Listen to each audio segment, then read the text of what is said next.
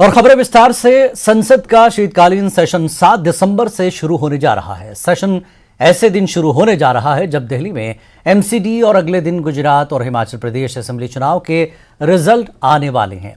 पार्लिमानी affairs के मंत्री प्रहलाद जोशी ने सेशन का कामकाज बेहतर ढंग से चलाने के लिए मंगल को ऑल पार्टी मीटिंग बुलाई।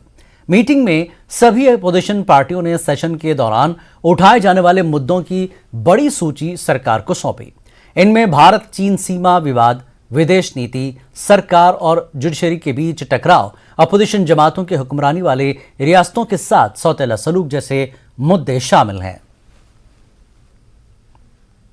सवाल यह है कि महंगाई इतनी प्रबल हो गई है, लोगों के घर का बजट पूरा बिगड़ गया है। यहाँ रसोई में गैस नहीं जलती है, गृहिणी का दिल जलता है। तो ऐसी स्थिति के अंदर जो है एक सामान्य चर्चा नहीं, बल्कि जिस रूल के अंदर अपोजिशन चाहता है उस रूल के अंदर चर्चा होनी चाहिए, ताकि चीज की गंभीरता रिफ्लेक्ट हो सके और आम आदमी तक ये संदेश जा सके कि पार्लियामेंट गंभीर है, गवर्नमेंट गंभीर है, अपोजिशन गंभीर है हमारी महंगाई के सवाल पर। कि कश्मीरी पंडितों को सुरक्षा देने में वर्तमान सरकार बिल्कुल नाकाम हुई है और ये स्थितियों का राजनीतिक फायदा तो उठाना चाहते हैं, लेकिन पंडितों की वापसी के लिए कश्मीर के अंदर कोई गंभीर प्रयास पिछले 8 सालों में दिखाई नहीं दिए। कर्नाटक और महाराष्ट्र के बीच बॉर्डर विवाद गहराता जा रहा है। दोनों तरफ से गाड़ियों को टारगेट किया जा रहा है। कर्नाटक में महाराष्ट्र की गाड़ियों पर हमले के विरोध में महाराष्ट्र के पूना में शिव सैनिकों ने भी मंगल को कर्नाटक की सरकारी बसों पर कालिक पौध दी। इस मामले पर एनसीपी चीफ शरद पवार ने केंद्र सरकार से मदाखलत करने की अपील की है।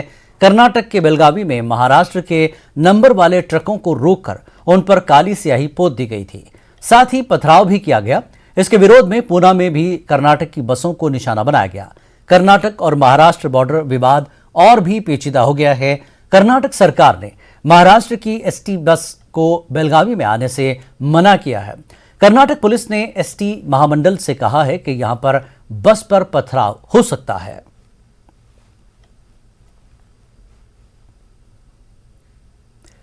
केंद्रीय गृह राज्य मंत्री अजय मिश्रा टेनी के बेटे आशीष मिश्रा के खिलाफ पिछले साल उत्तर प्रदेश के लखीमपुर खीरी में कृषि कानून के खिलाफ विरोध प्रदर्शन कर रहे 4 किसानों और एक जर्नलिस्ट की हत्या के आरोप में मुकदमा चलेगा। लखीमपुर की अदालत ने आशीष मिश्रा और दीगर आरोपियों के खिलाफ इल्जामात तय कर दिए हैं। लखीमपुर खीरी के तिकोनिया में हुई हिंसा के मामले में मंगल को आशीष मिश्रा समेत 14 आरोपियों के खिलाफ लखीमपुर खीरी के अदालत ने आरोप तय कर दिए हैं। अदालत ने प्रोसिक्यूटर से 16 दिसंबर को अदालत में सबूत पेश करने को कहा है। गौरतलब है कि 3 अक्टूबर 2021 को तिकोनिया गांव में किसानों के प्रदर्शन के दौरान हुई हिंसा में 4 किसान, एक जर्नलिस्ट समेत 8 लोगों की मौत हो गई थी। इस मामले में आशीष मिश्रा को मुख्य आरोपी बनाया गया है।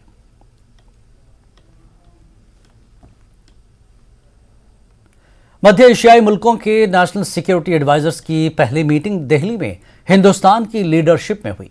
इस मीटिंग में अफगानिस्तान के मौजूदा हालात, इलाके की सिक्योरिटी और स्टेबिलिटी पर चर्चा हुई। मीटिंग में इस बात पर इत्तेफाक किया गया कि अफगानिस्तान में शांति संप्रभुता बनी रहे और कोई भी इसके अंदरूनी मामले में दखल न दे। मीटिंग में इस बात पर भी जोर दिया गया कि अफगानिस्तान का इस्तेमाल आतंकी पनाहगाह के तौर पर दूसरे मुल्कों के खिलाफ आतंकी हमलों की साजिश के लिए इस्तेमाल न हो। हिंदुस्तान के national security adviser Ajit Doval ने मीटिंग में सभी मुल्कों से आतंक के मामले में यूएन के कानून पर अमल करने पर जोर दिया।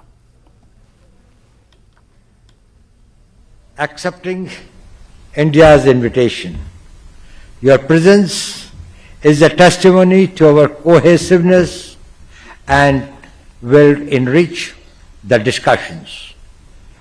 Central Asia is our extended neighborhood, with which we have civilizational linkages, and we are called the highest priority to this region.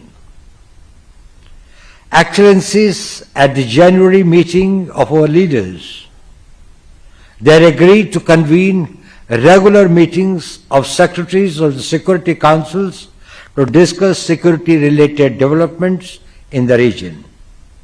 This forms the basis of today's meeting, and we are honored and privileged to host it and to be able to welcome our Central Asian friends.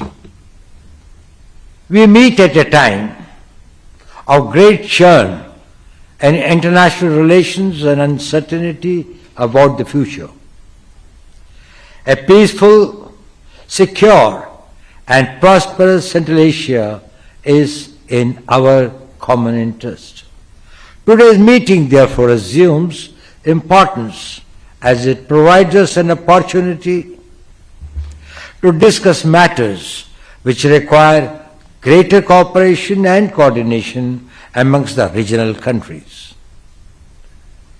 Excellencies, Afghanistan is an important issue concerning us all. India's concerns and objectives with regard to immediate priorities and the way forward are similar to those of many of us around the table. The persistence of terrorist networks in the region, including in Afghanistan, is also a matter of deep concern.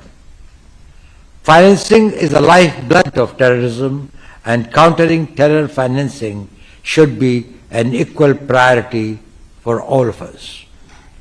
We should also call on all UN members to fulfill obligations enshrined in the relevant counter-terrorism conventions and protocols, and refrain from providing any form of support to entities or persons involved in terrorist acts.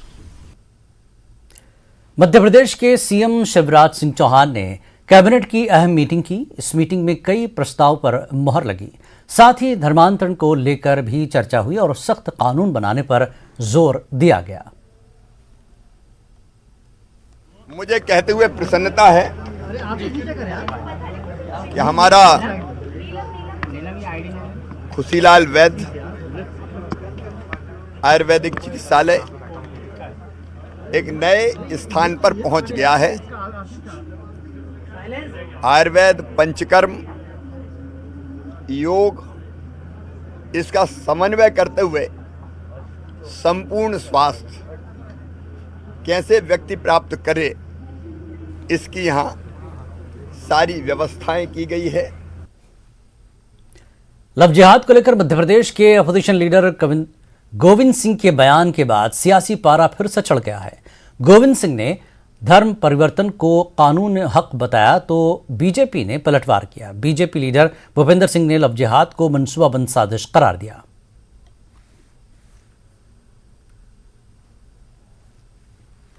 हम स्वतंत्र हैं, रोक सकते हैं, संविधान में हमें अधिकार है, हम कहीं भी जा सकते हैं, हमें कहीं भी अधिकार है जमीन खरीदने का, देश में कहीं भी आने जाने का। इसमें लव जिहाद के जरिए कानून जो संविधान की धज्जियां होना चाहिए। जो भारतीय जनता पार्टी के लोग गोपनीय संविधान बना लिख रखा है, उसको लागू करने के लिए ये षड्यंत्र है, साजिश है, संविधान को समाप्त करना चाहते हैं। लेकिन सीएम साहब कह रहे हैं कि लव जिहाद के जरिए धर्म बदलने का दबाव बनाया जा रहा है। किसने बनाया है? हम तो लगातार घूम रहे हैं, 30-35 साल से राजनीति कर रहे हैं। हमारे पास तो एक आदमी नहीं आया आज तक। अगर किसी व्यक्ति को किसी धर्म से बच्चे बच्चियों को शादी करने का स्वेच्छा से अधिकार। देखिए, ये घटनाएं लगातार जिस तरह से हो रही हैं उसके यथार्थ में हम लोगों को जाना पड़ेगा। अभी जिस तरह से एक बेटी के 35 टुकड़े किए गए, ये लव जिहाद नहीं है तो और क्या है। और इस तरह से लगातार घटनाएं पूरे देश में हो रही है। हर दिन घटना, एक न एक घटना हम लोगों के सामने आ रही है। ये पूरा ऐसे अनेक प्रमाण भी आए हैं कि जिसमें एक सुनियोजित तरीके से लव जिहाद का ही ये पूरा मामला है। तो लव जिहाद की एक सुनियोजित साजिश पूरे देश में चल रही है। निश्चित रूप से कांग्रेस जो है वो हर जगह तुष्टीकरण की राजनीति करती है और कांग्रेस की तुष्टीकरण की राजनीति का ही परिणाम है कि देश में आज ये परिस्थितियां निर्मित हुई हैं और देश के ये हालात कांग्रेस के तुष्टीकरण का ही परिणाम है। मध्य प्रदेश सरकार के जरिए उज्जैन में शुरू किए गए तरक्याती कामों से सैकड़ों लोगों का आशियाना उजड़ने का खतरा पैदा हो गया है। सरकार के जरिए 2028 में होने वाले सिरहस्त की जहां अभी से तैयारियां शुरू कर दी गई हैं, वहां हुकूमत के मंसूबे से शिप्रा नदी के किनारे बसे सैकड़ों लोगों का आशियाना उजड़ने का खतरा पैदा हो गया है। जिला इंतजामिया के जरिए शिप्रा नदी के किनारे बसे लोगों को नोटिस जारी करते हुए जहां एक हफ्ते में घर खाली करने का अहकाम जारी किया गया है, वहीं मकामी लोगों की शिकायत है कि इंतजामिया के जरिए घर खाली करने का नोटिस तो जारी किया गया है, लेकिन इसके बदले जमीन और मुआवजे को लेकर जिला इंतजामिया के जरिए कोई बात नहीं की जा रही है। हमारा मसला ये है कि इसको 2016 सीएम क्षेत्र बता के तोड़ दिया जा रहा, अवैध कानून बता के। मेरा ये कहना है कि जिस ज़मीन वाले ने कानून नज़र को भेजा, उसने सीएम का मुआवजा ले लिया था। वो सीएम का मुआवजा भी लेता है और ज़मीन भी बेचता और कानून नज़र को बेचता, किसी खेती करने वाले को नहीं बेचता। कानून नज़र उस ज़मीन को बगैर सीएम से बाहर निकाले उसको अपने प्लाट काट देता। प्लाट काटने के बाद रोड बनाता है, सब कुछ करता। क्या प्रशासन को इस बात की खबर नहीं थी? हमारे साथ जो मतलब जिसने ज़मीन बेचा कानून नज़र को वो गुनहगार नहीं, जिसने ज़मीन खरीदा कानून कर वो गुनहगार नहीं, हम गुनहगार हो गए। हमने 15/30 का प्लाट लिया, उसके अंदर राजशुल्क हमने रजिस्ट्री के 35,000 रुपये दिए। हमें ये विश्वास हुआ कि चलो भाई अच्छी जगह है, रजिस्ट्री हो गई है, तो मैंने खुद ने लोन लिया उसमें 2.5 लाख का, जो मेरा चल रहा है 5,000 महीना में किस्त भरता हूँ। अब इस कंडीशन में आप तोड़ने की बात करते हो तो इतने सारे लोग अचानक घर से बेघर हो जाएं तो कहाँ जाएंगे? देखिए, आज गुलमोहर कॉलोनी उज्जैन का एक डेलीगेशन ने जमीयत उलमा मध्य प्रदेश में आज आकर मुलाकात की। वहाँ का मसला ये है कि करीब 150-200 लोगों को नोटिस दिए जा रहे हैं कि वो मकान हटा लें, नहीं तो सरकार तोड़ देगी।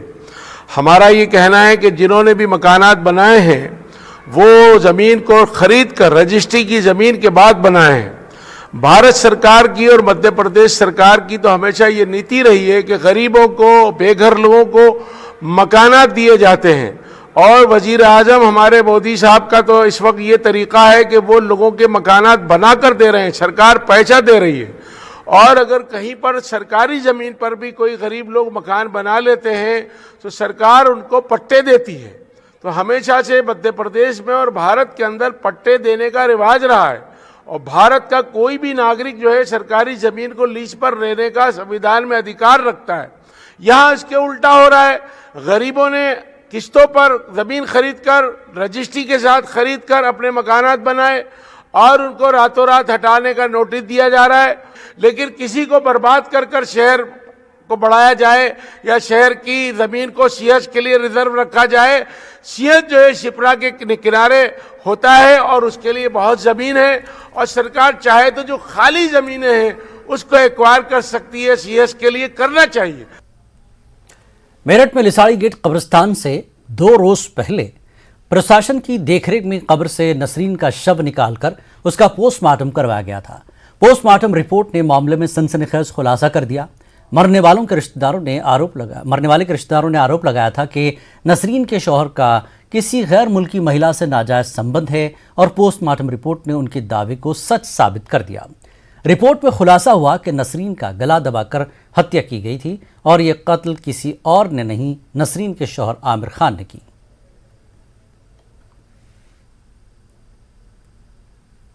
कर रहे हैं, मतलब इंसाफ चाहिए, क्या समझे, उन्हें फांसी की सजा होनी चाहिए जिन्होंने मेरी एकलौती बेटी को मारा है। ये देखो मैं किसके सहारों पर, एक ही बच्ची थी और जो इन्होंने जालिम ने मार दिया। इन्होंने इतने बेदर्द आदमी है, इनके बेटे हैं, बेटी कोई नहीं है। ये लोग दबंग टाइप के आदमी है, दबंग मतलब इनके महल्ले में इनके खिलाफ गवाही नहीं दे रहा, डर के मारा।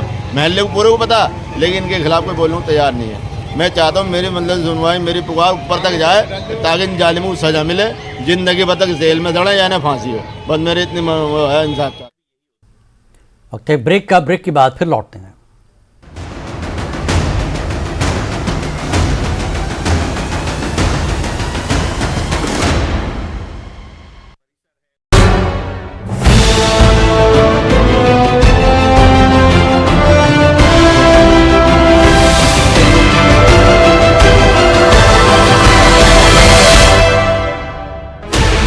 Sixteen channels, 15 languages.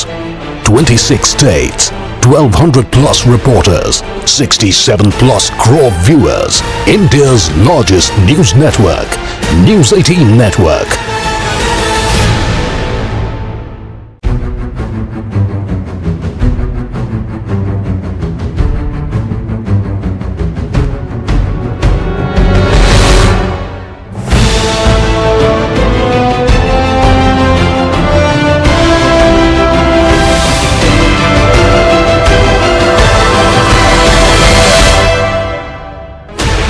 Sixteen channels, 15 languages, 26 states, 1200 plus reporters, 67 plus crore viewers. India's largest news network.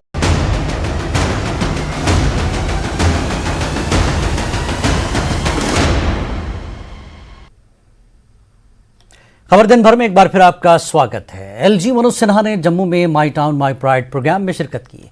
इस मौके पर मनोज सिन्हा ने कहा कि बैक टू विलेज प्रोग्राम में बड़ी संख्या में लोगों ने हिस्सा लिया, इसलिए हमने शहरों में भी ऐसे प्रोग्राम शुरू करने का फैसला किया है। एलजी ने कहा कि हमें पुराने शहर को जाम से छुटकारा दिलाने की जरूरत है। मुझे प्रसन्नता है कि माई टाउन माई प्राइड कार्यक्रम में जम्मू शहर में मुझे भी आपके बीच उपस्थित होने का अवसर मिला।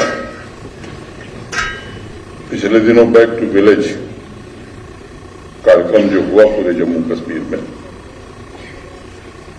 काफी बढ़ चढ़ करके लोगों ने हिस्सा लिया। स्वाभाविक रूप से एक बड़ी आबादी शहरों में रहती है और अगर वहां कार्यक्रम न किए जाएं तो मुझे लगता है कि एक बड़ी आबादी छूट जाती है और इसलिए ये विचार था कि म्युनिसिपल एरियाज में भी ये कार्यक्रम होने चाहिए। ये सच है कि जम्मू शहर पहले मंदिरों का शहर माना जाता था और मैं बार बार ये कहता हूं कि उस शहर को शिक्षण संस्थाओं का शहर भारत के सम्माननीय प्रधानमंत्री जी ने बना दिया। देश का एक अकेला शहर है जहां आईआईटी भी है, आईआईएम भी है, सेंट्रल यूनिवर्सिटी भी है और एम्स भी है। हिंदुस्तान में कोई दूसरा शहर नहीं है जहां ये प्रेस्टिजियस 4 इंस्टीट्यूशंस एक साथ हों। आप अगर विचार करेंगे तो जिस तरह से शहरों की आबादी बढ़ रही है, लग रहा है कि शहरों का मैनेजमेंट आने वाले दिनों में काफी दुष्कर हो जाएगा। एक रिपोर्ट के अनुसार मोटे तौर पर लगभग 2030 तक देश की 60% आबादी, 60% आबादी शहरों में आ जाएगी। मुझे लगता है कि इस कार्यक्रम में बहुत ही सराहनीय काम कुछ हुए हैं जिसकी चर्चा मेरे पूर्व भी की गई है। मैं उसके विवरण में नहीं जाना चाहता हूं, लेकिन 2-3 बुनियादी बातें क्या हम जम्मू शहर के बारे में सोच सकते हैं कि आने वाले 20 साल बाद जम्मू शहर में जो आबादी का दबाव बढ़ेगा तो हम जम्मू कैसा देखना चाहते हैं। किसी भी शहर की योजना बनाते समय किन बातों का हमें ध्यान रखना चाहिए। तो स्वाभाविक रूप से मेरे दिमाग में 2-4 छोटी-छोटी बातें आती हैं। एक, गरीब लोग जो झुग्गी झोपड़ी में रहते हैं, शहर का मास्टर प्लान हम कैसा बनाएंगे कि उनको एक जगह हम स्थापित कर सकें। दूसरी बात, जो शहर में व्यवसाय करने वाले लोग, सामान्यतया किसी शहर को आप देखेंगे, पुराने जो मोहल्ले हैं जहां व्यापार होता था, अभी मेहता जी कह रहे थे डीकंजेस्ट करने की, तो वहां स्वाभाविक रूप से कंजेशन बहुत ज्यादा बढ़ गया है। उनको हम कहां नया बिजनेस जम्मू शहर में कहां होगा, कौन सी वो एरिया होगी, इसके बारे में हमें विचार करना होगा। फिर तीसरी आबादी सरकारी कर्मचारियों की है, अधिकारियों की है। उनको कहां हम बसाएंगे, चाहे वो राज्य सरकार के हों या भारत सरकार के हों। पीडीपी अध्यक्षा महबूबा मुफ्ती ने कश्मीरी पंडित एम्प्लॉयज को आतंकवादियों की तरफ से थ्रेट दिए जाने के लिए मरकजी सरकार और बीजेपी को जिम्मेदार ठहराया। उन्होंने कहा कि पीएम पैकेज एम्प्लॉयज गुज़श्ता कई माह से जम्मू में प्रदर्शन पर हैं और ऐसे में उनके नाम मंजर आम पर आना यकीनी तौर पर एक बहुत बड़ी चूक है, जिससे सरकार की नाकामी दिखाई देती है। उन्होंने आरोप लगाया कि बीजेपी ने हमेशा कश्मीरी पंडितों का सियासी इस्तेसाल करके निजी मफाद हासिल किया है।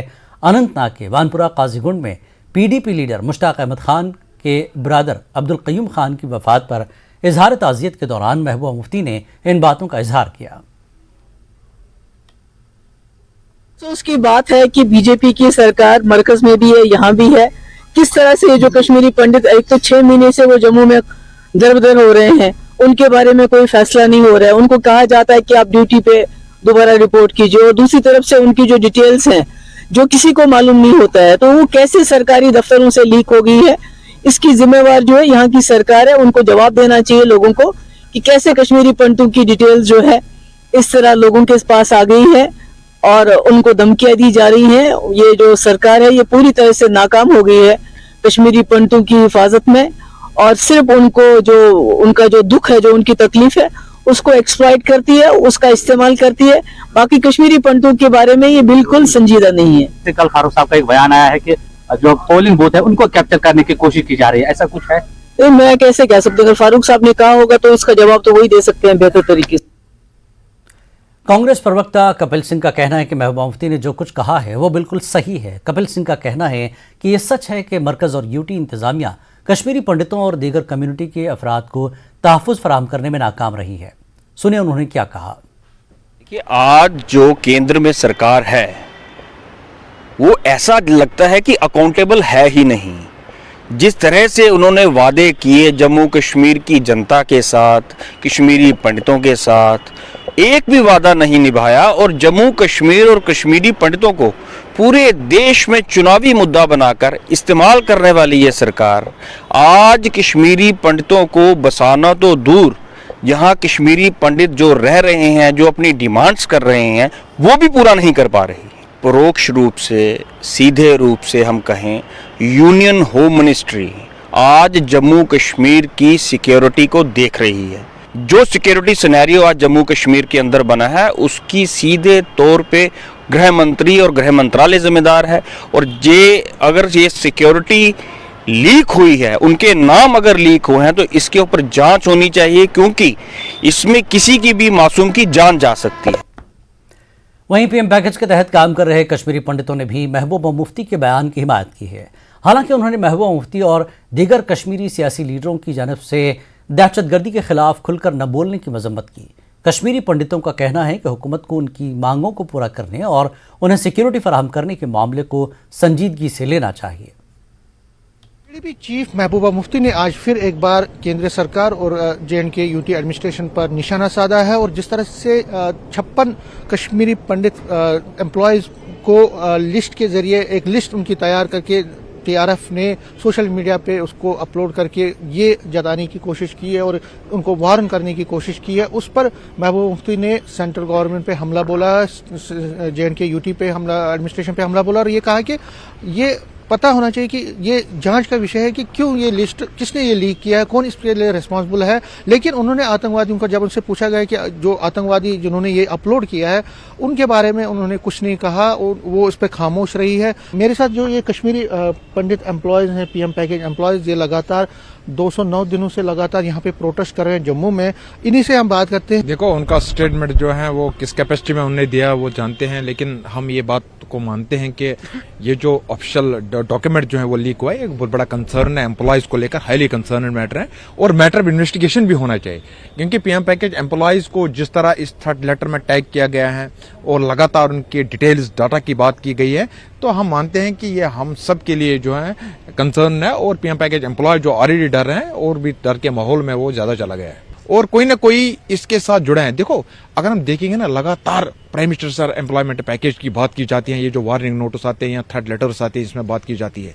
इसमें लगातार पीएम पैकेज, इस बार जो इस थ्रेट लेटर में पीएम पैकेज स्कीम को डिस्कस किया गया है, इसका मतलब है ना कोई फॉलो करते हैं प्राइम मिनिस्टर एम्प्लॉयमेंट पैकेज को। और खासकर उसमें प्राइम मिनिस्टर एम्प्लॉयमेंट पैकेज में तो एक ही सेक्शन नहीं लगा है, बहुत से सेक्शन लगे हैं इसमें।